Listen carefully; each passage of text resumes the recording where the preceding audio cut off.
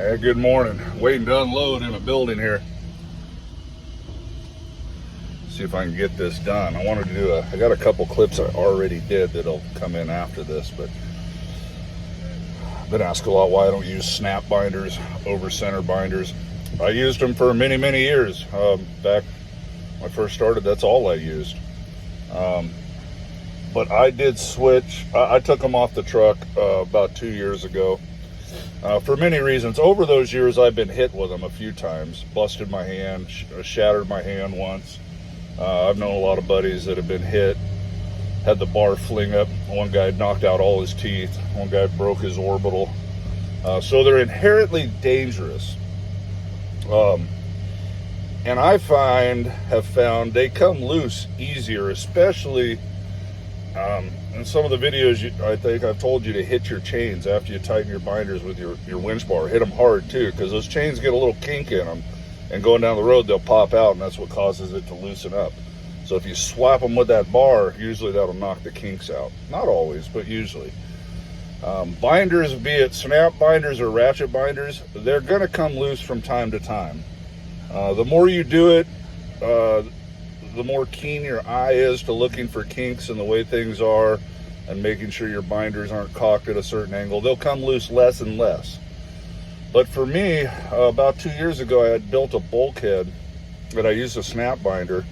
And when I went to undo it, I wasn't paying attention like I should, whatever. And when I pulled up on that snap binder and it flung open, I mean, it literally, see if this guy's going to talk to me, literally missed my kneecap by about an inch. And that was kind of the last wake-up call for me, because if that would have shattered my kneecap, that might have ended my career. When you get older, you don't heal like you used to, and nobody wants a shattered kneecap anyway. So I took them off the truck, and the ratchet binders, I'm fast with them anyways. I'd race anybody. I can get from being on the deck, hooking them to the chain and tightening them up, you're not going to get a snap binder on any faster than I can do a ratchet binder. You learn to use two hands. You crank the handle with one, use your other hand to spin to take the slack out, and then you just tighten it down. To me, that's faster and easier than getting your bar and getting up there and hanging off of there like a monkey and everything, straining your guts out. Thank you, sir. All right, got my paperwork here. You don't get it hooked right, you can't pull it, you got to undo, you got to hook to another link, and that's too soft, then you got to twist the binder. It's just, to me, they're no faster anyways, and I haul so many coils that if they come loose, I'm going to show you. In fact, I won't even tell you. I know that clip is about that. That'll come in after that. There's a big reason I don't want to use snap binders anymore. So that's my 2 cents on snap binders, or over center binders, whatever you want to call them. All right, I better pay attention. I think it's about my turn to unload. All right, guys, we'll see you. God bless you.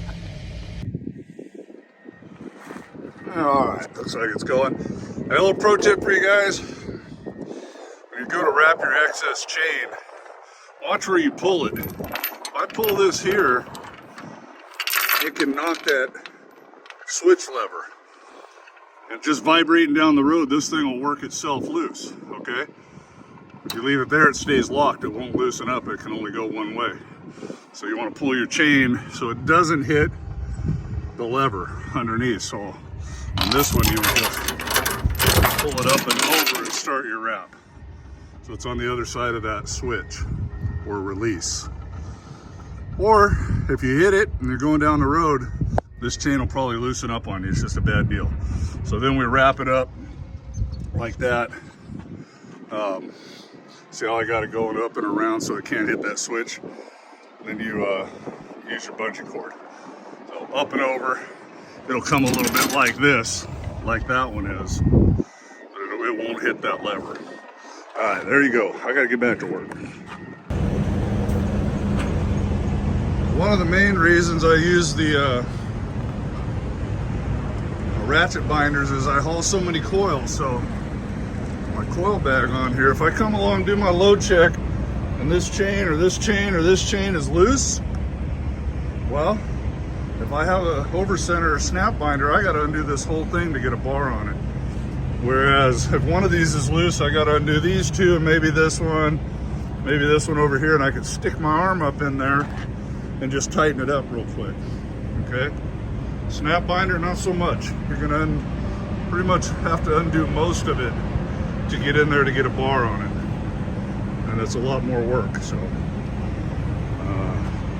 So there you go, that and the safety stuff. I just don't want to be popped by them no more. All right, see you, bye.